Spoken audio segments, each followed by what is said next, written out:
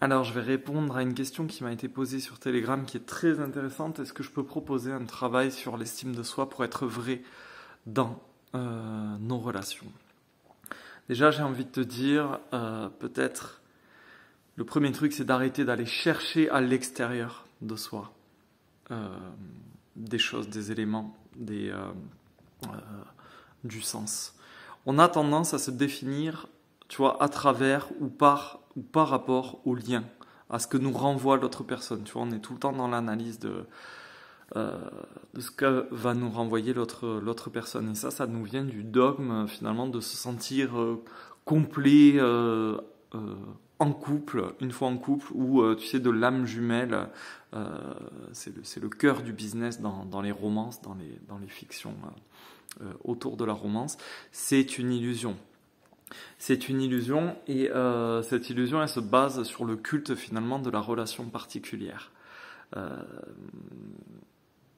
Je pense au contraire, et je t'invite à le faire, si tu enlèves l'ego, c'est-à-dire toute ta mécanique mentale, ta construction mentale, tes critères, etc., il ne reste aucun facteur de séduction fiable. Il n'y a rien qui fait, si tu enlèves ton mental, ton ego, toutes tes croyances limitantes et étriquées, tout ce que tu t'es auto-enseigné de la vie, il y a à peu près zéro critère pour que tu sois attiré plus par une personne que par une autre. Et il y a à peu près zéro critère pour que tu juges d'une manière fiable, négativement, une personne ou une autre. Ce qui va nous rester, c'est du coup, si tu enlèves la tête, l'ego, il va nous rester le cœur, comme boussole invariable. Ça ne fonctionne à condition de cesser de se projeter sur l'autre. Parce qu'on veut se projeter sur l'autre ou dans l'autre, et sans savoir que l'amour ne se cherche pas, ne se trouve pas dans l'autre. Il s'offre dans la relation à l'autre. L'amour, ça vient de toi et tu l'étends. Tu l'étends dans ta relation à l'autre. Tu étends ton amour comme un cadeau que tu offres. Tu ne le projettes pas chez l'autre pour le ramener à toi. D'ailleurs, si on y réfléchit bien, comment tu pourrais faire? Comment tu pourrais l'offrir si toi-même, déjà, tu ne t'aimes pas? Donc ça nous renvoie à quoi? Ça nous renvoie à l'idée que tu es complet. Tu es même, en fait, par essence, la définition de ce qu'il y a de plus complet dans l'univers. L'univers t'a fourni avec tout un monde intérieur, toute une complétude à l'intérieur, à condition que tu saches observer en toi et que tu en prennes conscience. Donc, cette estime de soi, cette notion d'être vrai dans la relation, ça passe par ce moment où tu reprends le pouvoir. Offre-toi vraiment ce cadeau de t'aimer véritablement. Et là, c'est la dualité entre aimer avec le mental et aimer avec le cœur. Avec le mental, c'est vouloir contrôler, analyser l'autre, le rendre conforme à l'idée que tu t'en faisais, à l'idée que ton ego s'en faisait. C'est-à-dire, est-ce qu'il correspond bien au catalogue de choses que je trouve séduisantes, attirantes, rassurantes, apaisantes, que j'admire chez quelqu'un, en fait que ton ego admire d'après ta construction mentale de toutes tes expériences. Et avec le cœur, c'est autre chose, c'est accueillir, accepter, pardonner. Et tout ça, j'ai envie de dire, pour l'autre, mais surtout pour toi-même. Et donc je le répète, je suis en train de te dire que pour aimer l'autre, tu dois véritablement, toi, t'aimer inconditionnellement. Parce que cet amour inconditionnel, tu ne pourras pas l'offrir si tu ne l'as pas en toi déjà. C'est pas possible. Comment tu veux faire? Comment tu veux faire un cadeau dont tu ne disposes pas à l'instant T? Donc tu es obligé de l'avoir pour pouvoir l'offrir. Et donc, le travail à faire, il est très simple. C'est qu'il suffit d'écouter ton âme. Plus ton cerveau et ton âme, en fait, ce qu'elle utilise pour te parler, pour t'envoyer des messages, c'est les sentiments.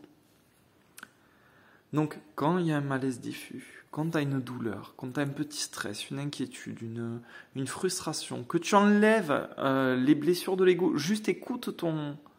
Voilà, est-ce qu'avec cette personne, à ce moment précis, tu es bien ou pas? Est-ce qu'il y a quelque chose à verbaliser?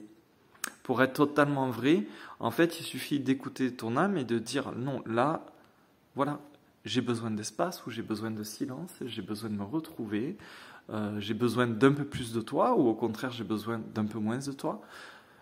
J'ai besoin de pouvoir m'engager, j'ai besoin de pouvoir me désengager. Peu importe ce que t'envoie le signal, au moment où tu vas te mettre à écouter ce que te dit ton âme, là tu vas être dans cette vérité.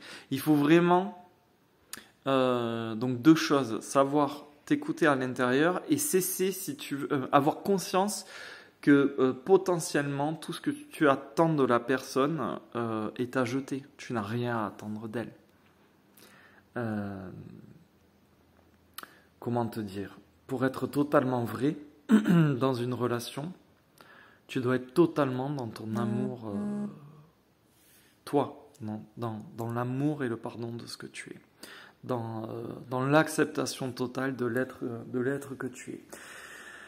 Et c'est très sain finalement parce que quand tu es complet, quand ça y est, tu es en conscience que tu débordes de gratitude pour la merveilleuse personne que tu es.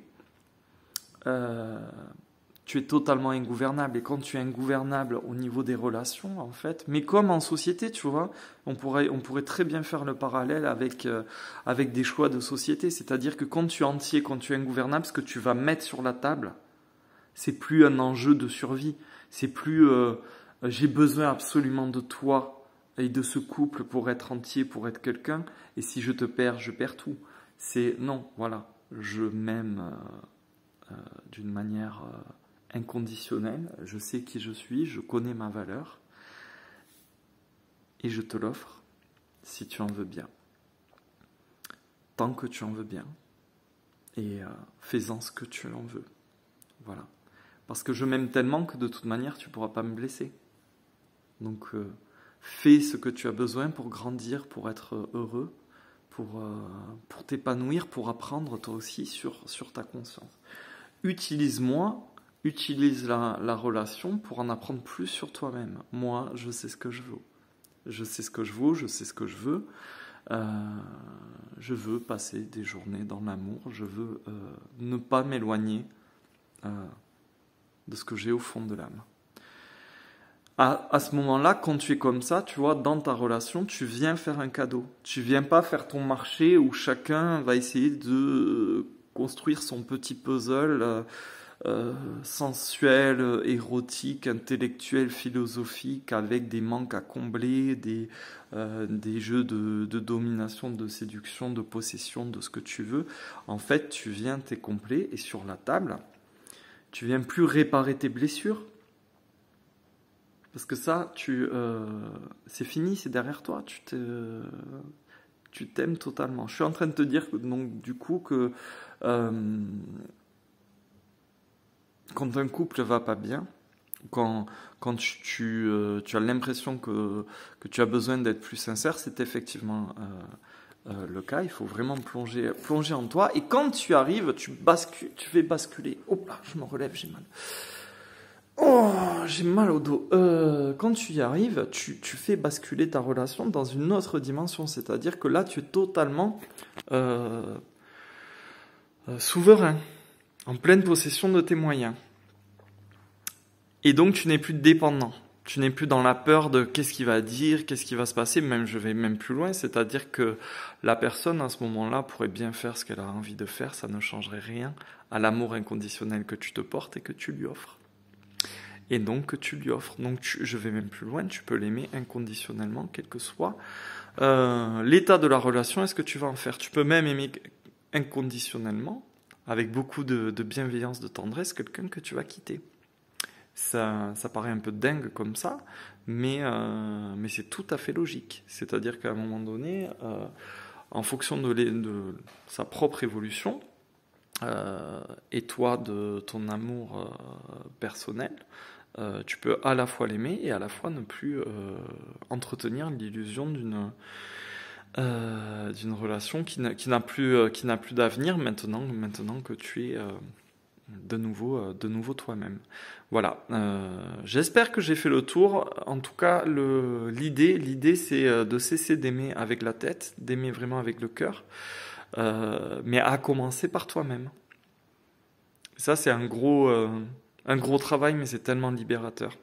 Une fois qu'on arrête de se détester, une fois qu'on se pardonne et qu'on comprend qu'on n'a rien à se pardonner parce qu'on est absolument parfait dans notre évolution, une fois qu'on arrête de chercher à suturer nos blessures chez l'autre, ou en tout cas dans n'importe quel élément extérieur, comme on prendrait du Doliprane à chaque fois qu'on a un petit peu mal à la tête, au lieu de se demander pourquoi on a mal à la tête et de régler le problème en profondeur à partir de nous,